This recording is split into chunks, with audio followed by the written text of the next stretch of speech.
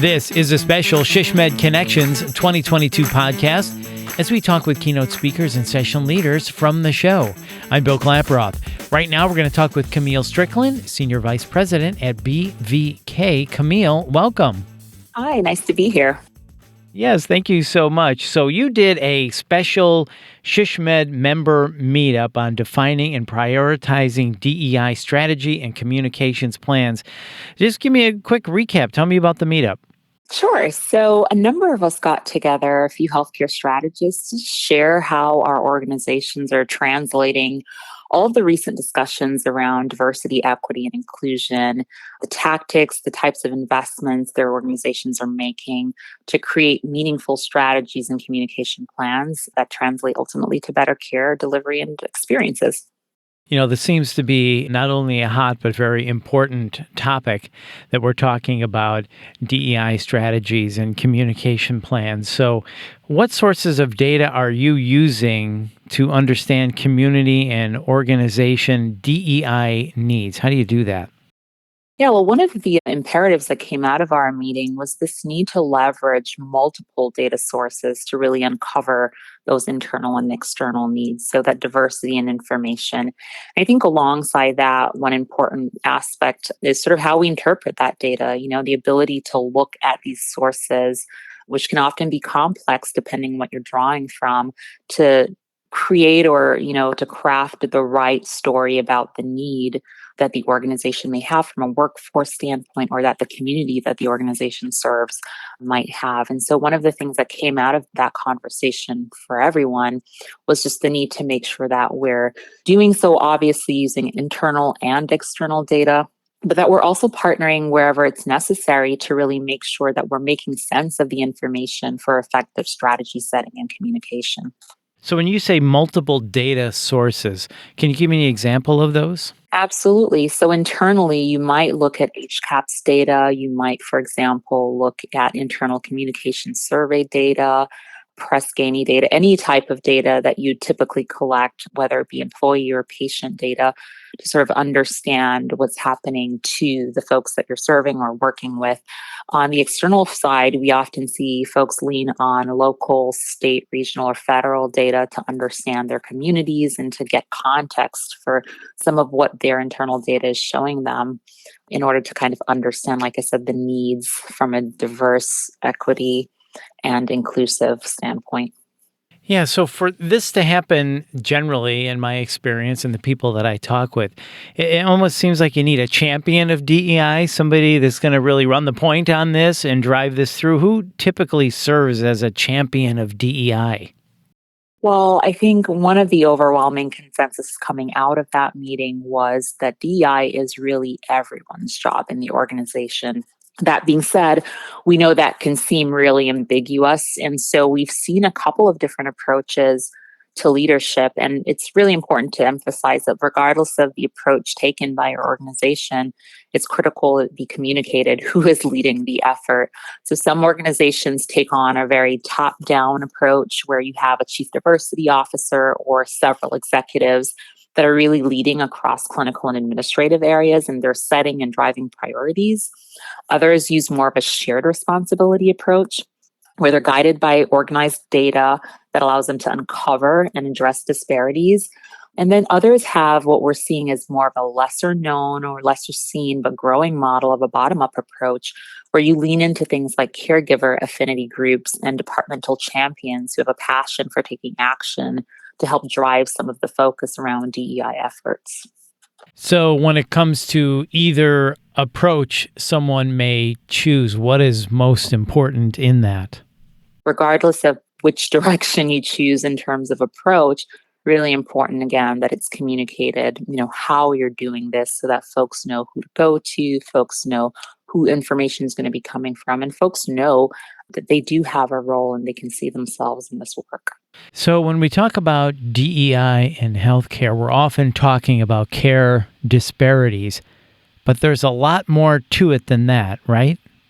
Diversity, equity, and inclusion really goes beyond care that's provided. We often also see this as an important topic when talking about workforce innovation It's really important for people to be able to see themselves in a number of different ways. We also are careful to make sure that we define that beyond, some of the more commonly known areas such as ethnicity, and really think about other types of topics, neurodivergency, things like that nature.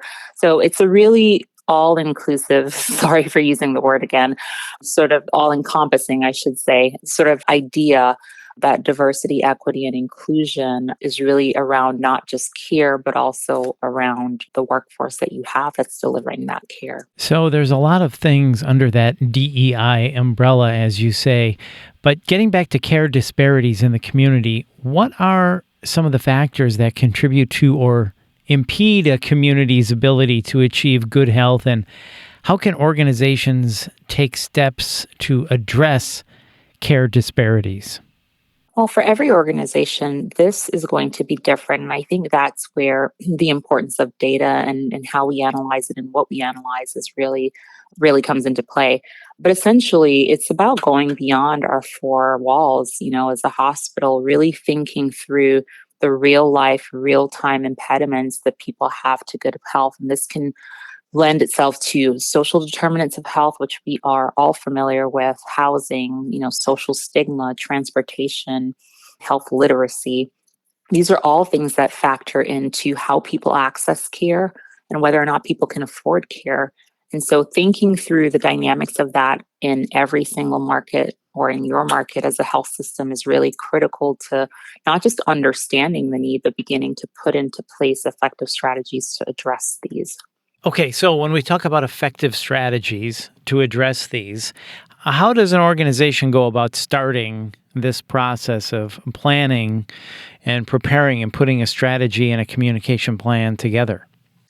Well, coming out of our meeting, we actually put together a really simple process map for this because we thought it was really important for systems that probably getting into this work for the very first time. And so the way we look at it is first identify your champion and your stakeholders while everyone in the organization is responsible for it. There needs to be clear communication around, who's leading. The second is just making sure that you're assessing the right data. So identifying various data sources like we talked about, but really creating a true picture of what the need is. The third is implementation. This kind of work really requires folks to be action oriented in mindset and really collaborative. Oftentimes, you're not able to solve these problems with your folks only internally, but you have to look outside for partners, whether it be in the community, other organizations, vendor partners, to really think about how you're going to address some of these and have them be meaningful. The final piece of the process is really around accountability. And so I think this is often where folks get lost. It's determining, the effectiveness, what we put in place work, how will we measure? This is a critical part of having a sustainable DEI program or effort. And so we often look at accountability as being the last step, but it really, if you think about it, is thrown throughout this process of building a DEI program. Yeah, so those are great, Camille. So thank you for sharing those with us. So, one, identify your champion who is leading, as you said, accessing the right data. Three, implementation, action oriented. And four, accountability. Can I ask you a question about number two, accessing the right data? So you're gathering all of this data. What are the metrics that you're looking for? What should we be looking for in the data? So I think it's clear, like disparities are often one of the first things folks look at, right? So looking across data, you can look at different communities or populations and figure out who's accessing your care. You can look at rates, so disease rates, you can look at condition rates. It can be just about anything. I think part of this challenge is not to go in with preconceived ideas about what the data might tell you, but actually let the data tell you stories. So picking up on common themes across data points is also data sources is another really important aspect of this work as well. So be open and let the data tell you the story. Correct. Yeah, this is a really fascinating, and again, as I said before, a really important topic to discuss. So as we wrap up, Camille, and thank you so much for your time, when it comes time to defining and prioritizing DEI strategy and communication plans, anything else you want to add? Anything else we should know about this? I think the consensus again coming out of this meeting was, this is essential to delivering high quality healthcare, this emphasis on diversity, equity, inclusion. And in recent years, we've seen the social and corporate conversation place a real spotlight on health systems and hospitals around the responsibilities that they have to formalize and expand these efforts as they work to address, the increasing challenges we have with care affordability and care access. So it's really critical that systems have a framework from which to start if they're interested in this kind of work. And so we're really excited about this conversation and the output of it as a simple way for systems to get going here. Yeah, and as you said, I think this sums it up perfectly. You said this is essential to developing high quality care. I love that word, essential, right? I mean, this is it. This is it. Absolutely. Well, Camille, this has really been informative. Thank you so much for your time. We appreciate it. No problem. Thank you.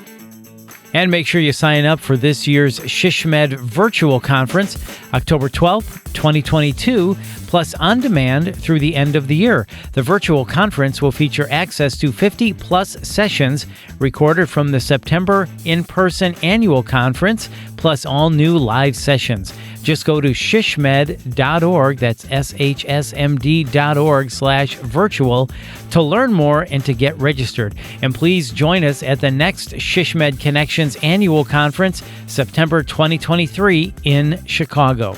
And if you found this podcast helpful, please share it on your social channels and find access to our full podcast library at shsmd.org/podcasts. I'm Bill Klaproth. As always, thanks for listening.